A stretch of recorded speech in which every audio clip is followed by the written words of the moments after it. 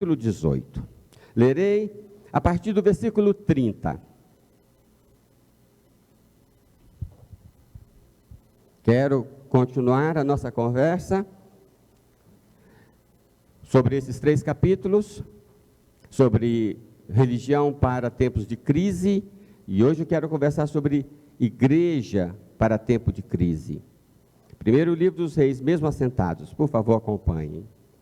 Então Elias disse a todo o povo, observem bem, irmãos, você que está em casa, aproximem-se de mim.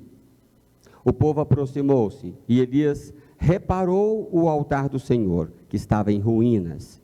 Depois apanhou 12 pedras, uma para cada tribo dos descendentes de Jacó, a quem a palavra do Senhor tinha sido dirigida, dizendo-lhe, seu nome será Israel.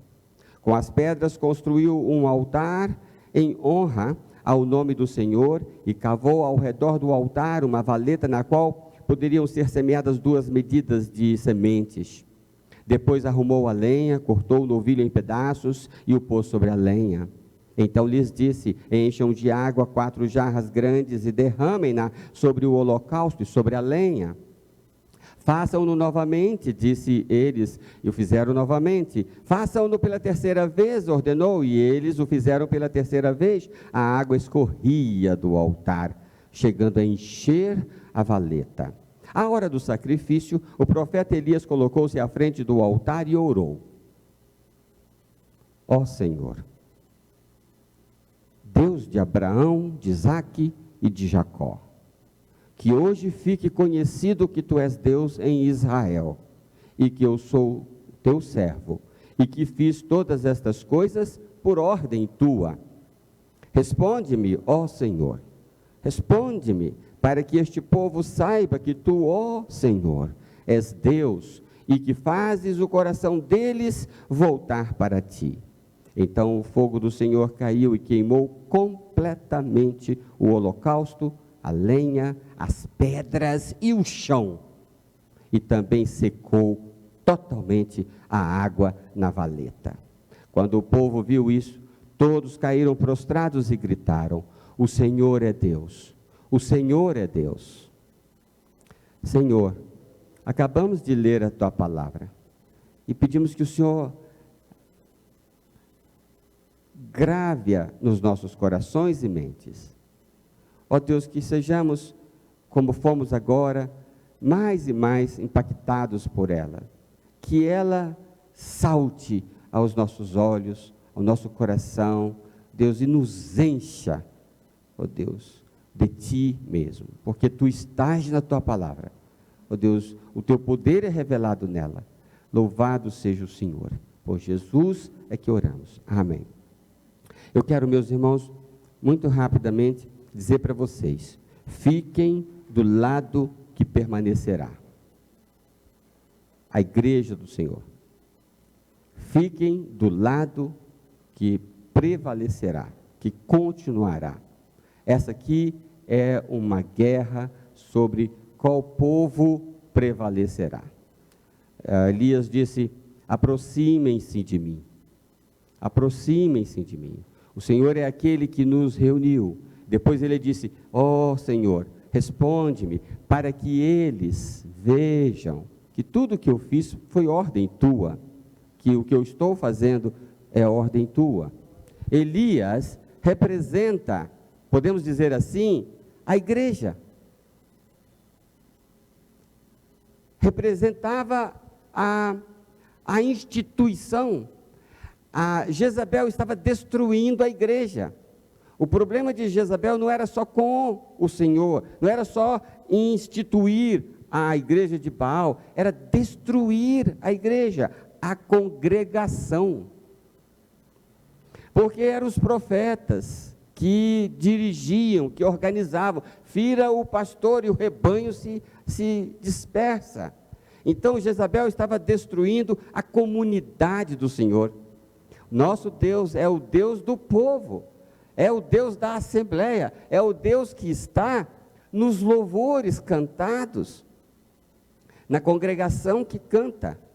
E Jezabel, na sua malignidade, como instrumento do maligno, estava destruindo o povo do Senhor. Esta era a questão de Jezabel. Ela queria acabar com a comunidade e com os valores do Senhor. A carne está sempre lutando para desestabilizar, enfraquecer, humilhar, intimidar e, se possível, acabar. Mas a Bíblia diz, a palavra diz que as portas do inferno não prevalecerão contra a igreja do Senhor. As portas do inferno não têm poder contra o povo do Senhor. Que eles percebam que tu és Deus e que eu sou o teu profeta.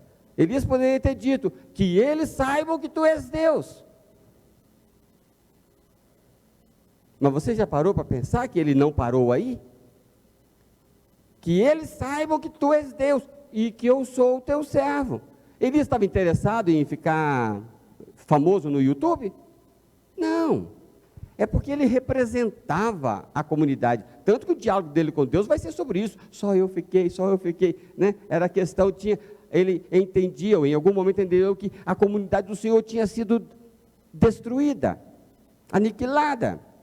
Meus irmãos, nós vemos aqui então essa igreja que vai continuar e que eu preciso ficar do lado certo. Eu preciso valorizar e investir na comunhão, no senso de pertencer. Elias tinha feito uma leitura equivocada nas fraquezas das suas emoções. Não que Elias seja fraco, muito mais forte do que todos nós, mas ele estava com as emoções debilitadas, e nas emoções debilitadas, ele fez leitura equivocada, de que estava só eu fiquei. Deus disse, não, 7.000 ficaram, eu mantenho um renovo, a ideia do povo permanece, eu não perderei a ideia de comunidade, não é?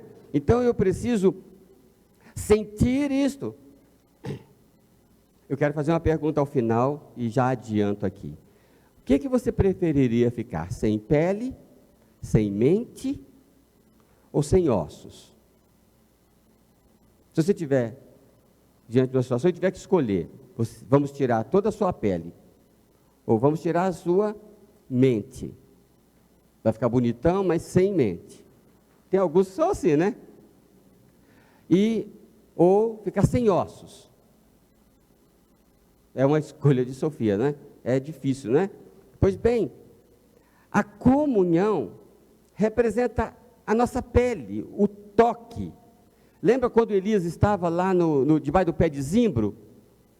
A comunidade estava momentaneamente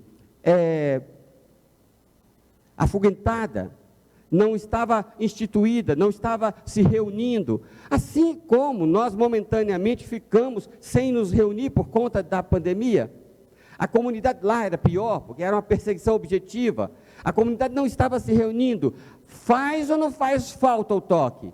Está ou não está fazendo falta os nossos abraços? Estão, não é? Nós precisamos tocar, nós precisamos sentir, e isso faz parte. Eu fiquei de algum modo perturbado quando faleceu há algumas semanas o irmão Luiz. Um irmãozinho, bom profissional, que sempre trabalhava lá em casa, de vez em quando, um marceneiro, ele trabalha muito bem com madeira, e eu fico sabendo que ele faleceu. Há coisa de 2 semanas. A família que não frequenta a igreja, que não tem contatos conosco, só teve acesso ao celular dele algum tempo depois. E então pegou os números do celular dele e nos comunicou. Aquela coisa dele ser sepultado, sem o nosso conhecimento, sem a nossa ciência, aquilo pareceu uma coisa estranha. Como que um membro da igreja é sepultado sem o nosso choro, sem a nossa oração, sem o nosso sentimento? Aquilo era estranho. É estranho. Quando o nosso pastor Edelto foi chamado na presença do Senhor, milhares de pessoas choraram, sofreram, sentiram. Isso é comunidade.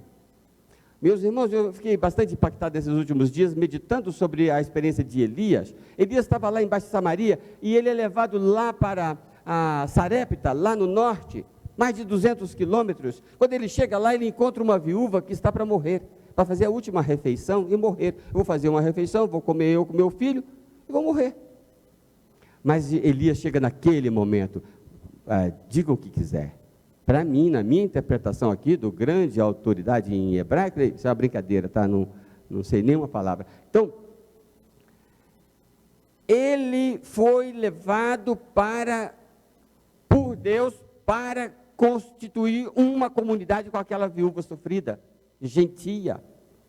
Tanto que o texto vai dizer que o azeite não secou, a farinha não acabou, e a viúva e a sua família foram sustentados durante todo aquele período de seca. Ora, antes o texto diz que era ela e o filho. Então a família já não tinha mais nada na despensa, então a família já tinha ido embora, né? O primo, a sogra, todo mundo, né? Então, agora Elias chega, cria uma comunidade devocional, uma comunidade de fé.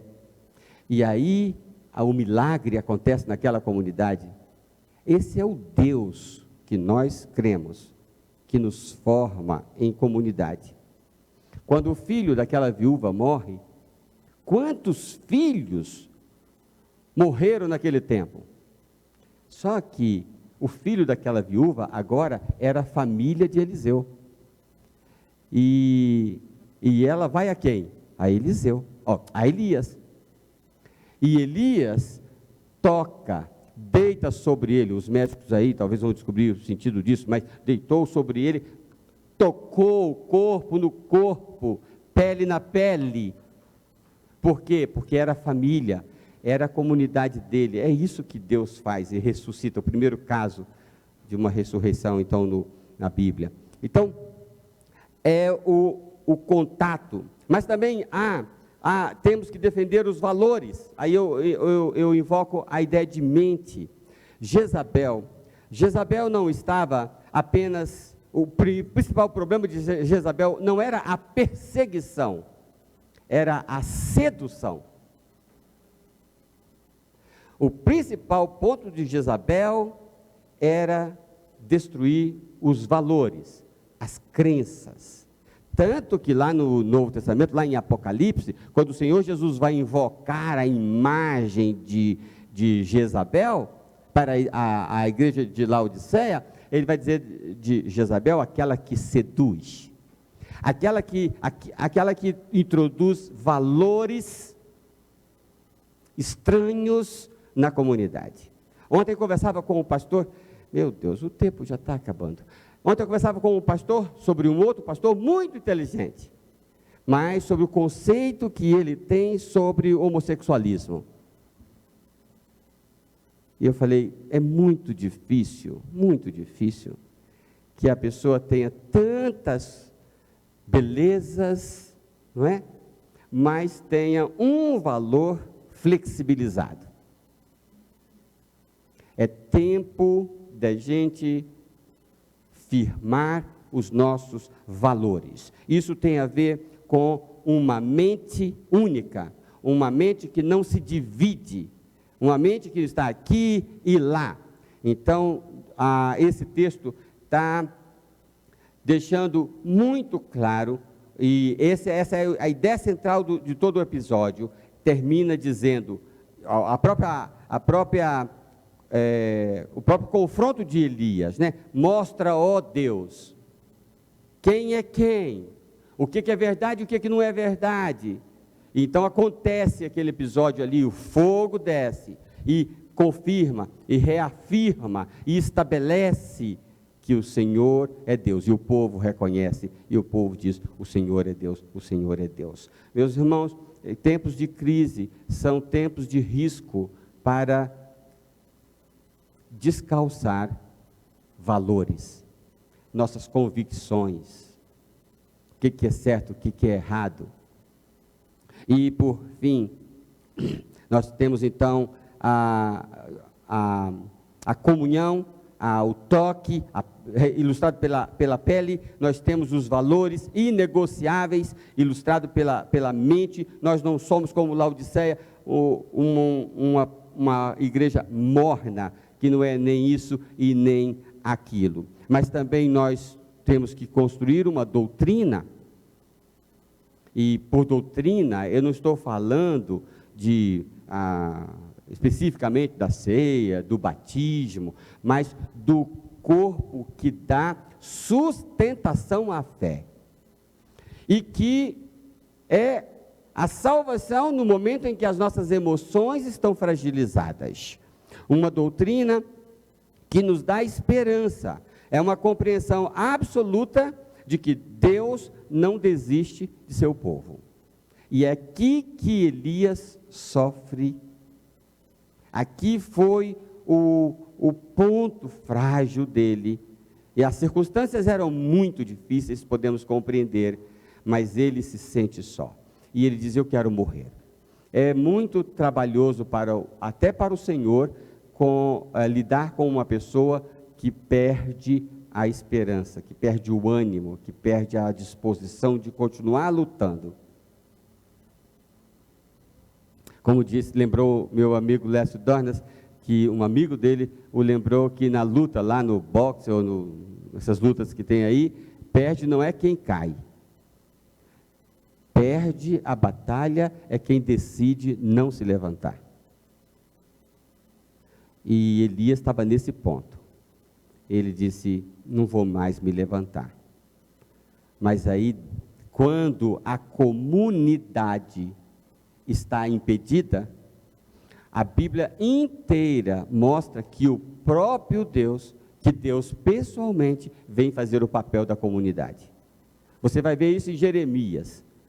Os profetas só querem saber de explorar o povo. Diz lá: eu mesmo vou congregar o meu povo, eu mesmo vou reunir o meu povo.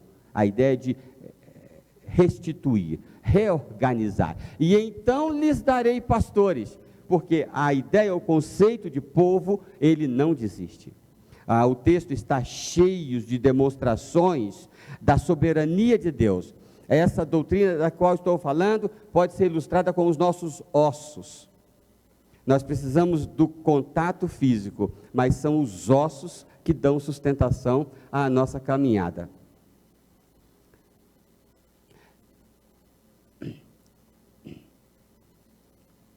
Estou tentando falar de cor o versículo. Por esta causa eu também sofro, e não me envergonho, porque eu sei em quem tenho crido, e estou bem certo que Ele é poderoso para guardar o que lhe confiei até aquele dia. Isso é doutrina.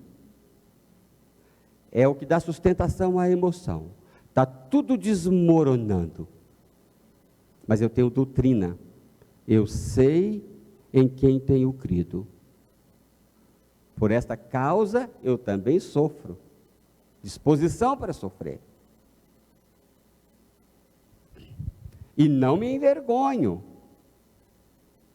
A vergonha acontece quando as suas emoções estão dando água. E você então tem vergonha de ir na página do Facebook e afirmar que é crente, que confia, né? Eu também sofro, mas não me envergonho. Não me desestabilizo, porque eu sei em quem tenho crido. E estou certo que Ele é poderoso. Esta é a ideia, Ele é poderoso. E o fogo caiu do céu e reafirmou a comunidade e o plano de Deus para a comunidade, e reafirmou os valores. Tudo isso é mentira. Esse Deus da fertilidade é Deus da fertilidade coisa alguma, é tudo mentira. A palavra de Deus é verdade. E meus irmãos, vocês querem o final dessa história? Vão lá em 2 Reis capítulo 10. Lá conta de Jeú. Jeú manda reunir na casa de Baal todos os seus sacerdotes, certamente os que sobraram que Elias não matou, porque o que Elias não matou, Eliseu matou, o que o Eliseu não matou, Jeú matou. Ele reuniu todos na casa e mandou perguntar: escuta, verifica aí, porque esse culto aqui é só de Baal, verifica aí Se não tem algum daqueles, aqueles penetras lá do Deus de Israel, vê, não tem ninguém, mandou matar todo mundo. É o desenrolar da história. E a casa de Acabe é destruída, lá no capítulo 10 do 2 Reis. A palavra, e diz lá, como Elias disse. Fez questão de registrar. Leia lá, 2 Reis 10. Como Elias deu. Cumpriu-se como Elias disse. Porque ele era o representante da comunidade do Senhor. Podemos, de algum modo, dizer, ele representava a igreja. Então, a igreja prossegue. Aí eu pergunto para você, você quer ficar sem pele, sem mente ou sem ossos? Você escolheria? Sem comunhão, sem firmeza de valores, uma somente, sem doutrina, sem esperança de que Deus é poderoso e que a coisa vai terminar do jeito que Ele marcou. Então eu posso ficar deste lado. Eu estou do lado da comunidade do Senhor, porque Ele zela sobre ela. Ele a instituiu. A história toda da Bíblia é a história de Deus constituindo e conduzindo um povo, e dos inimigos tentando destruí-lo, e a história termina com ele voltando para então levar esta igreja, esta comunidade, que nós, a qual nós pertencemos, eu e você. Então, eu não vou ficar sem comunhão, eu não vou ficar sem convicção, e eu não vou ficar sem esperança, sem doutrina, de que Ele é poderoso para fazer tudo acontecer como e exatamente Ele disse. Vamos orar mais uma vez? Nosso Deus e Pai, nós somos colocados diante de falsas escolhas. Às vezes, ó Deus, a carne, o diabo, o mundo, nos coloca, você tem que escolher isso, você tem que escolher aquilo. E nós, ó Deus, temos só uma escolha. Escolhemos a Ti, a Tua palavra, a Tua igreja, os Teus estatutos.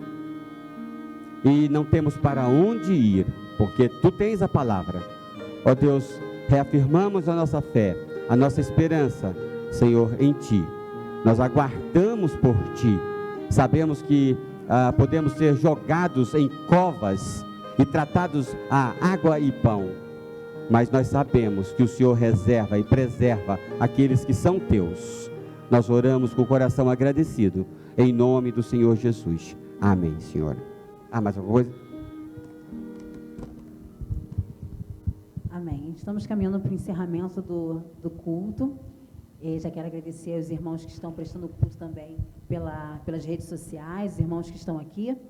Uma orientação àqueles irmãos que vieram preparados para poder devolver seu dízimo, entregar sua oferta. Na saída, o gasofilaço está lá, tem envelope aí no encosto do banco, né, atrás do banco. Então, o irmão pode preencher e depositar ali. E eu queria convidar aqui o pastor Edemir para vir fazer uma oração final, agradecendo em especial hoje, porque hoje é comemorado o Dia do Médico. Nós temos muitos médicos em nossa igreja. Nós sabemos que a realidade hoje que os médicos estão vivendo, né, por conta do momento que estamos vivendo, é demandado deles uma energia, um trabalho até acima do que eles habitualmente faziam, né, por conta da demanda que estamos vivendo hoje. Então, eu gostaria de pedir ao pastor Edemir que estivesse agradecendo a Deus pelos médicos, não só da nossa igreja, mas os médicos que atuam na nossa cidade, no nosso país, e pedindo ao Senhor que esteja renovando, né, a disposição, a saúde, tudo aquilo que eles necessitam. E assim estaremos encerrando o nosso culto. Senhor bendito, a Tua palavra nos diz que tudo que temos foi recebido, veio do Senhor. E Deus, e como temos sido abençoados e como temos podido, Senhor, abençoar uns aos outros. Obrigado, ó Deus, por tão grande dádiva de podermos compartilhar aquilo que o Senhor tem nos dado. Ó Deus, e temos sido tão abençoados pela sabedoria, pela ciência, ó Deus, que o Senhor tem nos permitido desvendar, evoluir, crescer. Ó Deus, a medicina tem tornado a nossa vida tão melhor. Te louvamos e te agradecemos por isso. Obrigado pelos teus agentes, ó Deus, por tantas pessoas que têm dedicado as suas vidas à pesquisa, ó Deus, ao melhor para a humanidade. Podemos sentir isso como um todo e podemos sentir isso de forma tão próxima, ó Deus, quando necessitamos, quando precisamos. Obrigado, Senhor. Muito obrigado por a vida destes, ó Deus, que tem sido instrumentos do Senhor, que tem sido uma bênção, ó Deus, para esse mundo. Obrigado. Queremos te louvar, claro, Senhor, de forma tão especial, ó Deus, por aqueles que têm estado próximos a nós, a tua igreja, ó Deus, e tem nos abençoado ainda sobremaneira. Obrigado, ó Deus, por homens e mulheres que, ó Deus, tendo recebido o que o Senhor mesmo deu, ó Deus, tem tocado em nós, tem se aproximado com bênçãos, com orientação, com cuidado. Obrigado, ó Deus, por tantos que fazem parte desta igreja, da segunda igreja. Obrigado pela vida deles, ó Deus, e sobremaneira nesse tempo de crise, tem sido, ó Deus, uma bênção para todos nós. Obrigado pela vida deles, ó Deus. E claro, Deus, pedimos por Cristo Jesus, que o Senhor continue com as mãos estendidas sobre eles. Ó Deus, às vezes se encontram em situações tão difíceis. Ó Deus, podemos até imaginar a oração feita em silêncio, o pedido de socorro, a orientação que precisam.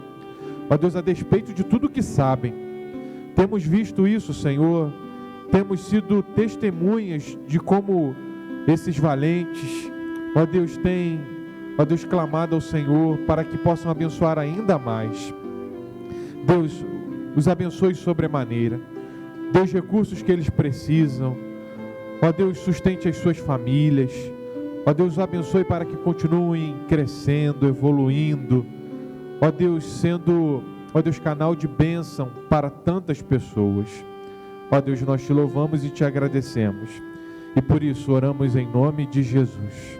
Amém, Senhor.